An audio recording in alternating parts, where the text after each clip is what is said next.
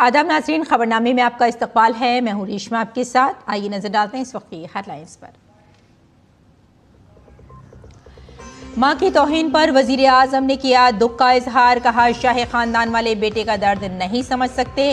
PM ने कहा, बिहार की हर मां बेटी आरजेडी कांग्रेस के प्लेटफॉर्म से मेरी मां की तौहीन का जवाब देगी।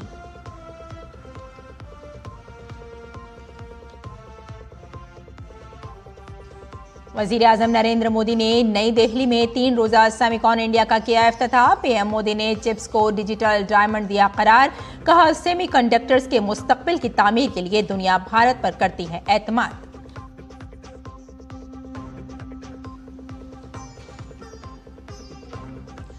दिल्ली फसादात मामले में उमर खालिद और शर्जील इमाम समेत 9 अफराद की जमानत की दरख्वास्त मुस्तरद। फरवरी 2020 में शुमाल मशरक़ी दिल्ली में फसादात में 50 से जायद अफराद हलाक और 700 से जायद अफराद हुए थे जख्मी।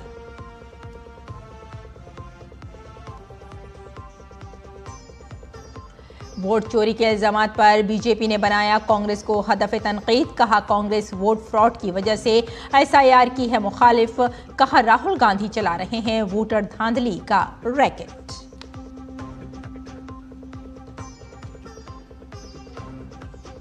जम्मू कश्मीर, हिमाचल प्रदेश, उत्तराखंड, पंजाब, हरियाणा और उत्तर प्रदेश के मुख्तलिफ इलाकों में मूसलाधार बारिश का सिलसिला जारी। दिल्ली में जमुना खतरे के निशान से है ऊपर।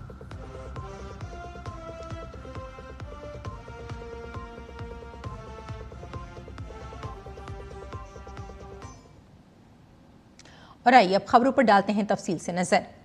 वजीर आजम नरेंद्र मोदी ने आज अपने खिलाफ किए गए तौहीन आमीज तबसरों पर अपनी खामोशी तोड़ दी। अपनी मां के खिलाफ तौहीन आमीज तबसरों पर पीएम मोदी ने आज कांग्रेस और आरजेडी को निशाना बनाया और कहा कि वाकया मुल्क की हर खातून और खासकर बिहार की खवातीन की तौहीन है। पीएम मोदी ने वीडियो कॉन्फ्रेंसिंग के जरिए बिहार जीविका निधि सहकारी संघ के इफ्तिताही प्रोग्राम में अपनी मां की तौहीन पर अपना दर्द जाहिर किया। बिहार के दरभंगा जिले में कांग्रेस की वोटर अधिकार यात्रा के दौरान प्रोग्राम में पीएम मोदी और उनकी मां के खिलाफ काबिल एतराज बयानात दिए गए थे। बिहार में आरजेडी कांग्रेस के मंच से मेरी मां को गालियां दी गई। ये गालियां सिर्फ मेरी मां का अपमान नहीं है, ये देश की मां, बहन, बेटी का अपमान है। मुझे पता है आप सबको भी बिहार की हर मां को, बिहार की हर बेटी को, बिहार के हर भाई को ये देख सुनकर कितना बुरा लगा है। मैं जानता हूं इसकी जितनी पीड़ा मेरे दिल में है, उतनी ही तकलीफ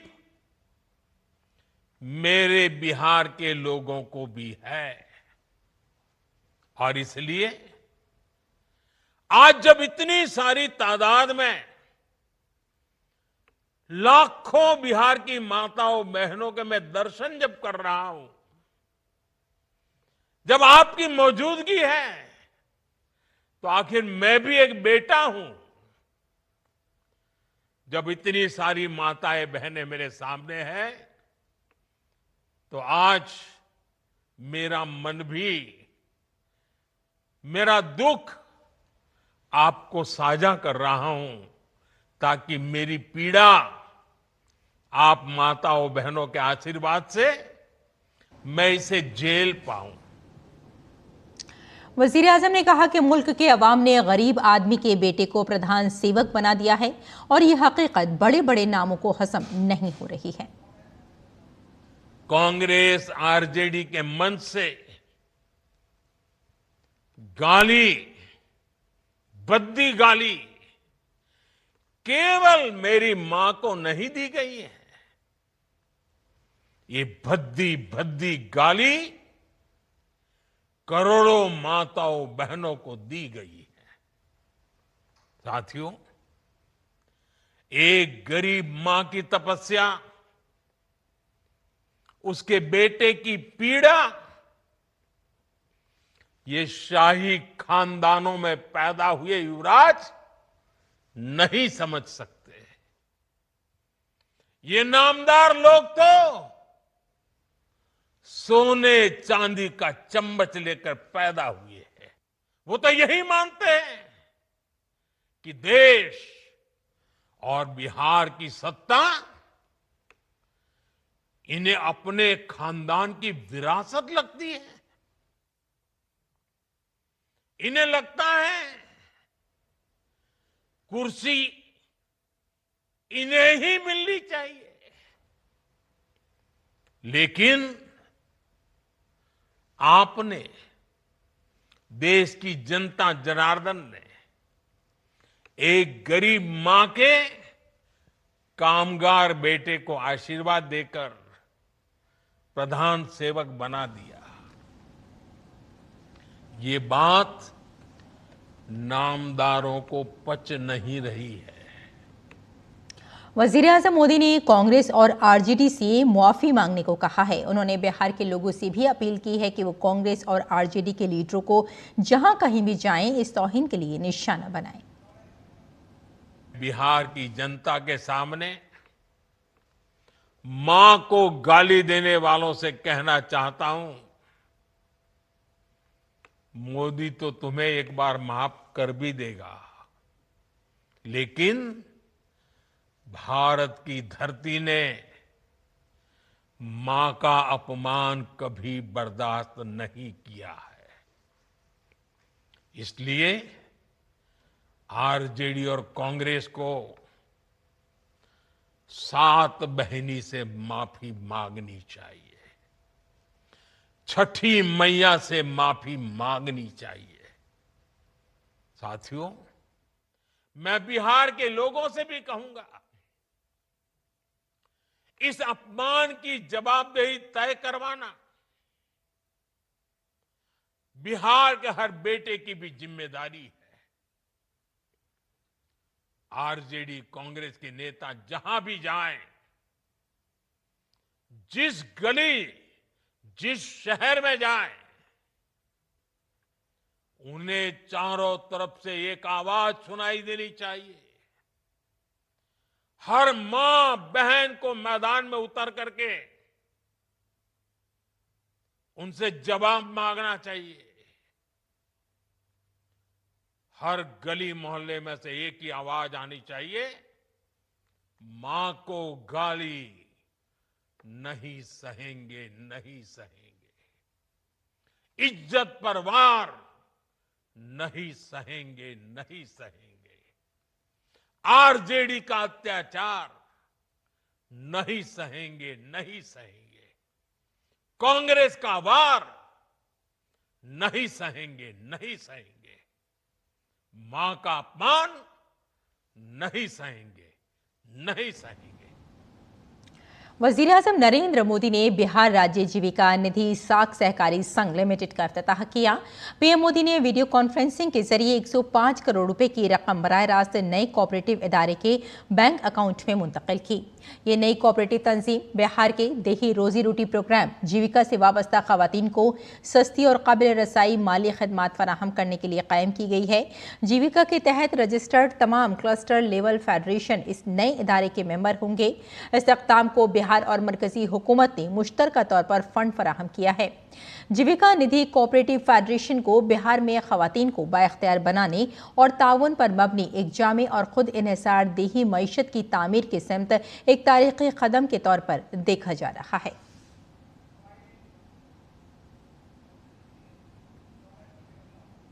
विकसित भारत का बहुत बड़ा आधार है भारत की सशक्त महिलाएं। और महिलाओं को सशक्त करने के लिए बहुत जरूरी है कि उनकी जिंदगी से हर प्रकार की मुश्किलें कम हो। इसलिए हम माताओं, बहनों, बेटियों की जिंदगी को आसान बनाने के लिए अनेक विध काम कर रहे हैं, अनेक प्रकार के काम कर रहे हैं। ये सारी योजनाएं माताओं बहनों की सेवा का एक बहुत बड़ा महायज्ञ है। और आज इस कार्यक्रम में मैं आपको ये भरोसा देता हूं कि आने वाले महीनों में बिहार की एनडीए सरकार इस अभियान को और तेज करने जा रही है। स्वदेशी को अपनाने का फॉर्मूला बताते हुए वजीर आजम मोदी ने कहा कि ये फॉर्मूला मुल्क को खुद इन्हिसार बनाने में मदद करेगा। अब समय की मांग है, हर घर स्वदेशी, घर घर स्वदेशी। ये मंत्र माताओं बहनों को आत्मनिर्भर भारत बनाने के लिए, माताओं बहनों, मुझे आपका आशीर्वाद चाहिए। हर घर स्वदेशी, घर घर स्वदेशी। और मैं हर दुकानदार से कहूंगा, उनके यहां तो बोर्ड लगे रहना चाहिए, व्यापारी के यहां बोर्ड लगना चाहिए। गर्व से कहो यह स्वदेशी है। आत्मनिर्भर भारत के रास्ते पर हमें मजबूती से आगे बढ़ना है। और वजीर आजम नरेंद्र मोदी ने नई दिल्ली में सेमिकॉन इंडिया 2025 का इफ्तिताह किया। ये कॉन्फ्रेंस भारत में एक मजबूत और पायदार सेमीकंडक्टर माहौलियाती निज़ाम को फरोग देने के लिए मुनक्किद की जा रही है। इस मौके पर मरकजी इलेक्ट्रॉनिक्स और इंफॉर्मेशन टेक्नोलॉजी की वजीर अश्वनी वैष्णव ने वजीर आजम नरेंद्र मोदी को भारत में बनी पहली चिप विक्रम 32 बिट प्रोसेसर बतौर तोहफा दिया। इसके अलावा 4 मंजूर शुदा प्रोजेक्ट्स की टेस्ट चिप्स भी बतौर यादगार दी गई। विक्रम 32 बिट प्रोसेसर भारत में मुकम्मल तौर पर बनाया गया पहला माइक्रो प्रोसेसर है, जो लॉन्च गाड़ियों, सैटेलाइट लॉन्च व्हीकल्स के सख्त माहौल में इस्तेमाल के लिए मौजू है। इस चिप को इसरो की सेमीकंडक्टर लैब ने तैयार किया है। कॉन्फ्रेंस से खिताब करते हुए वजीर आजम नरेंद्र मोदी ने कहा कि वो दिन दूर नहीं जब भारत में बनने वाली चिप दुनिया में सबसे बड़ी तब्दीली लाएगी।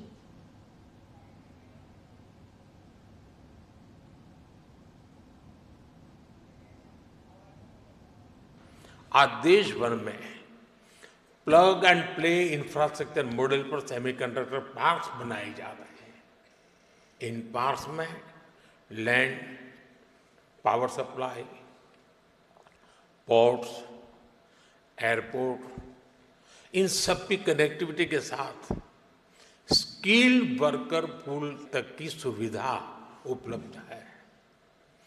और जब इनके साथ इंसेंटिव्स भी जुड़ जाते हैं तो इंडस्ट्री का फलना फूलना तय है। पीएलआई इंसेंटिव्स हो, डिजाइन लिंक ग्रांट्स हो, Bharat end to end capabilities offer कर रहा है। इसलिए इन्वेस्टमेंट भी लगातार आ रहा है। भारत अब बैकएंड से निकलकर एक फुल स्टैक सेमीकंडक्टर नेशन बनने की ओर बढ़ रहा है। वो दिन दूर नहीं है जब भारत की सबसे छोटी चिप दुनिया के सबसे बड़े चेंज को ड्राइव करेगी। इस दौरान वजीर आजम ने जोर देते हुए कहा कि भारत का सेमीकंडक्टर मिशन सिर्फ चिप बनाने पर महदूद नहीं है, बल्कि ये भारत को आत्मनिर्भर और आलमी तौर पर मुसाबकती बनाएगा। भारत में सेमीकंडक्टर्स की सक्सेस स्टोरी किसी एक वर्टिकल तक, किसी एक टेक्नोलॉजी तक सीमित नहीं है। हम एक पूरा इकोसिस्टम बना रहे हैं। ऐसा इकोसिस्टम जिसमें डिजाइनिंग, मैन्युफैक्चरिंग, पैकेजिंग और हाईटेक डिवाइस सब कुछ यहीं भारत में उपलब्ध हो। हमारा सेमीकंडक्टर मिशन सिर्फ एक फैब या एक चिप निर्माण तक सीमित नहीं है। हम एक ऐसा सेमीकंडक्टर इकोसिस्टम बना रहे हैं जो भारत को आत्मनिर्भर और ग्लोबली कॉम्पिटिटिव बनाए। फ्रेंड्स, भारत के सेमीकंडक्टर मिशन की एक और खासियत है, भारत दुनिया की मोस्ट एडवांस टेक्नोलॉजीज के साथ इस क्षेत्र में आगे बढ़ रहा है। जो इमर्जिंग टेक्नोलॉजीज हैं उनको भारत में बनी चिप से नई पावर मिले, ये हमारा फोकस है। आइए अगली खबर का रुख करते हैं। दिल्ली हाई कोर्ट ने 2020 के दिल्ली फसादात मामले में जेएनयू के साबिक तलबा उमर खालिद और शर्जील इमाम समेत दीगर की जमानत की दरख्वास्तों को मुस्तरद कर दिया है। जस्टिस नवीन चावला और जस्टिस शैलेंद्र कौर की बेंच ने उमर खालिद और शर्जील इमाम के अलावा मोहम्मद सलीम खान, शिफाउर रहमान, अतर खान, मेहरान हैदर, अब्दुल खालिद सैफी और गुलफिशा फातिमा की दरख्वास्त जमानत मुस्तरद कर दी है। काबिल जिक्र है कि उमर खालिद और दीगर पर साजिश करने का इल्जाम है। दिल्ली पुलिस ने उमर खालिद, शर्जील इमाम और दीगर पर दिल्ली फसादात के मास्टरमाइंड होने का इल्जाम लगाया था। इन सभी के खिलाफ UAPA के तहत मुकदमा दर्ज किया गया है। समाअत के दौरान सॉलिसिटर जनरल तुषार मेहता ने जमानत की दरख्वास्त की मुखालफत की और कहा कि फसादात एक सोची समझी साजिश थी। मेहता ने कहा कि भारत को आलमी सतह पर बदनाम करने की साजिश रची गई है। गौरतलब है कि फरवरी 2020 में दिल्ली के शुमाल मशरक़ी इलाके में जबरदस्त फसादात हुए थे। इस दौरान होने वाले तशद्दुद में 50 से ज्यादा लोग मारे गए। इसके अलावा फसादात के दौरान होने वाले तशद्दुद में सैकड़ों अफराद जख्मी भी हुए थे। पुलिस के मुताबिक इन फसादात में जानों के नुकसान के साथ साथ करोड़ों रुपए के इमलाक को भी नुकसान पहुंचा था।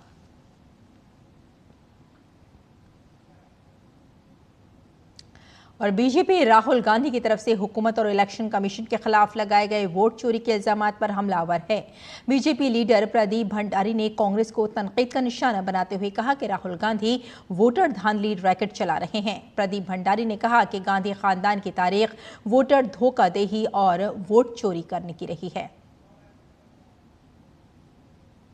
समाज के अंदर आज हर व्यक्ति ये कह रहा है कि जो राहुल गांधी और उनके करीबी हैं वो चोर शोर मचा रहे हैं। 1991 के अंदर ये रिप्रेजेंटेशन ऑफ पीपल एक्ट कहता है कि जब कोई कैंडिडेट मौजूद होता है तो उसके साथ में कोई और मौजूद नहीं हो सकता। सोनिया गांधी 1991 में खुद वोटर बूथ के ऊपर मौजूद पाई गई थी।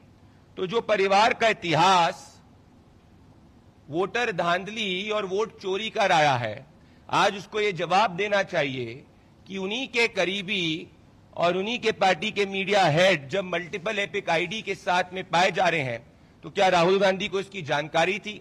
क्या राहुल गांधी के हिसाब से वो वोट चोर है? और भारत राष्ट्र समिति BRS ने के कविता को पार्टी से मुअत्तल कर दिया है। कविता पर पार्टी के खिलाफ काम करने का इल्जाम है। तेलंगाना के साबिक वजीर आला के चंद्रशेखर राव की बेटी के कविता की मुअत्तली की सबसे बड़ी वजह पार्टी के खिलाफ उनका बयान है। कविता ने 2023 में BRS की हार के बाद कांग्रेस की हिमायत करने की बात कही थी और पार्टी के अंदरूनी मसाइल पर खुलकर तनकीद की थी, जिसे चंद्रशेखर राव और बाकी कायदीन ने बेनज़मी बताया था। उन पर पार्टी मुखालिफ सरगर्मियों में मुलव्विस होने और तंजीम को नुकसान पहुंचाने का इल्जाम लगाया गया है। BRS ने कहा कि पार्टी सदर चंद्रशेखर राव ने MLC कविता को फौरी असर से मुअत्तल करने का फैसला किया है। उत्तर प्रदेश की योगी आदित्यनाथ हुकूमत ने आज कई अहम फैसले किए हैं। रियासत की काबीना की मीटिंग में 15 तजावीज़ को मंजूरी दी गई है, जिसमें शहरी ट्रांसपोर्ट के लिए ई-बसों से मुताल्लिक़ तजवीज़ को मंजूरी दी गई है, जिसके तहत ये बसें लखनऊ और कानपुर के 10-10 रूट्स पर चलेंगी। इसके साथ ही Uttar Pradesh outsourcing service corporation के सिलसिले में मुस्तकिल असामियों के सिलसिले में कोई आउटसोर्सिंग भर्ती न करने की तजवीज़ को मंजूरी दी गई। इसके अलावा इलेक्ट्रॉनिक आलात की तैयारी के हवाले से 6 साल के लिए इलेक्ट्रॉनिक पॉलिसी की मंजूरी दी गई है। इसके तहत 11 अज्जा में से display, camera, module, multilayer, PCB वगैरह की तैयारी में फ़ायदा होगा। एक और फैसले में Uttar Pradesh export promotion policy 2025-30 की तजवीज़ को मंजूरी दी गई, जिसमें 882 करोड़ के अखराजात का तखमीना लगाया गया है। साथ ही शाहजहांपुर में मुमुक्ष आश्रम ट्रस्ट के तहत स्वामी शुकदेव आनंद स्टेट यूनिवर्सिटी शाहजहांपुर के क़याम को भी मंजूरी दी गई। इसके अलावा वाराणसी के परगना रामनगर में वाक़े 3 एकड़ अराजी पर इंटीग्रेटेड रीजनल सेंटर के क़याम के लिए मुफ्त अराजी की मुंतकली माजूर अफराद को बाइख्तियार बनाने का महकमा, समाजी इंसाफ और तफवीज़ इख्तियारात की वजारत हुकूमत हिंद को देने की तजवीज़ को भी मंजूरी दी गई है। और उत्तराखंड में मूसलाधार बारिश और लैंडस्लाइडिंग का सिलसिला जारी है। महकमा मौसमियात ने रियासत की कुछ अजला के लिए रेड अलर्ट जारी किया है। देहरादून और उत्तरकाशी के लिए शदीद बारिश के लिए रेड अलर्ट जारी किया गया है, जबकि रुद्रप्रयाग, चमोली, टिहरी और बागेश्वर के लिए ऑरेंज अलर्ट जारी किया गया है। देहरादून में आज 12वीं जमात तक के तमाम स्कूल बंद हैं। कुदरती आफत के बाइस निज़ाम ज़िंदगी दरहम बरहम होकर रह गया है। काबिल गौर है कि हुकूमत आवाम की हिफाजत और राहत रसानी के कामों में मसरूफ़ है। एहतियात के तौर पर 4 धाम यात्रा पर अगले जुमे तक आर्जी तौर पर पाबंदी लगा दी गई है।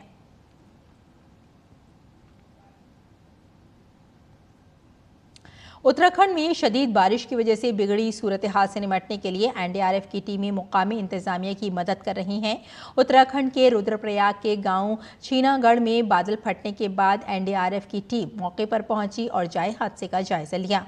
टीम ने मलबा हटाया और मुकामी अफराद की महफूज नकलो हरकत को यकीनी बनाया। एनडीआरएफ ने एसडीआरएफ, डीडीआरएफ और सिविल इंतजामिया के साथ मिलकर यह ऑपरेशन किया। फिलहाल इस वाक़े में किसी जानी नुकसान की कोई खबर नहीं है। एनडीआरएफ ने चंबा में श्री मनी महेश की यात्रा के दौरान 2 नाली में दुकानदारों, मुकामी लोगों और यात्रियों समेत 125 फंसे हुए लोगों को बाहिफाजत बाहर निकाल लिया।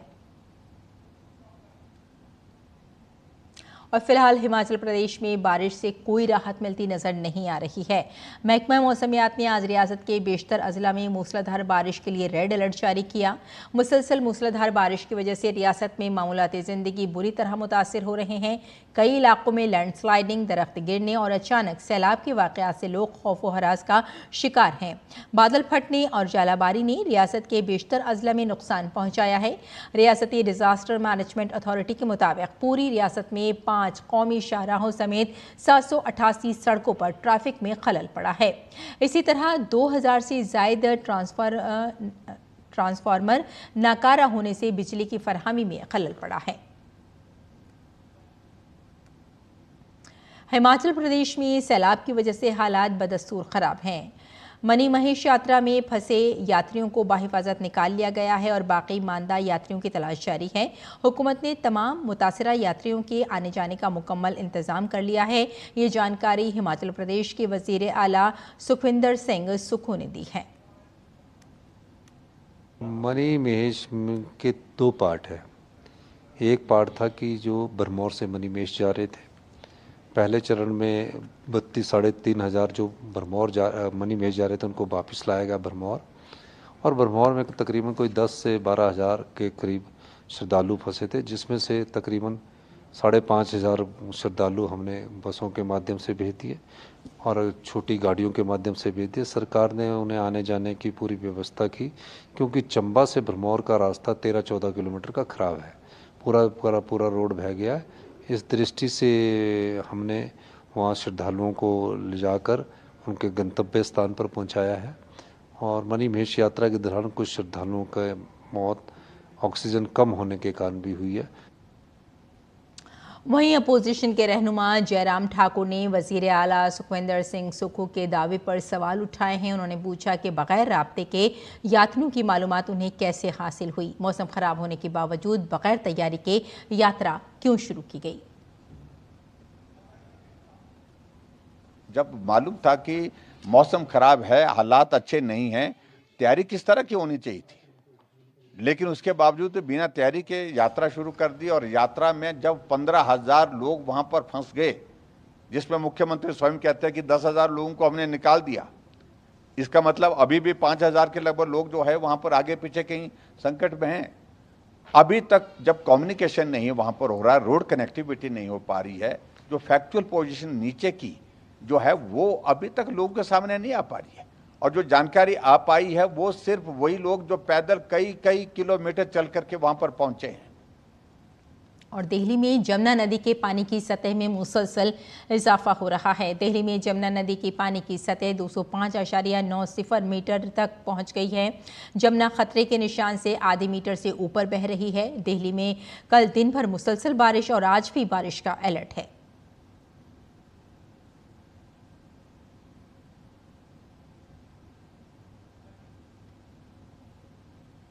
अफगानिस्तान के सूबा कुनार में जलालाबाद के करीब आए तबाहकुन ज़लज़ले में अब तक 800 से ज़ायद अफराद हलाक और 2,800 से ज़ायद ज़ख्मी हो गए हैं। मरने वालों की तादाद में मुसलसल इजाफा हो रहा है। वज़ीर-ए-आज़म नरेंद्र मोदी ने ज़लज़ले में जानी नुकसान पर ताज़ियत का इज़हार किया है। भारत ज़लज़ले से मुतासिरा लोगों को हर मुमकिन इंसानी इमदाद फराहम कर रहा है। भारतीय मिशन ने काबुल से 15 टन इंसानी इमदाद कुनार भेजी है। भारत से आज मज़ीद इमदादी सामान भेजा जाएगा। तो नाज़रीन, खबरनामे में फ़िलहाल इतना ही। इजाज़त दें। आदाब।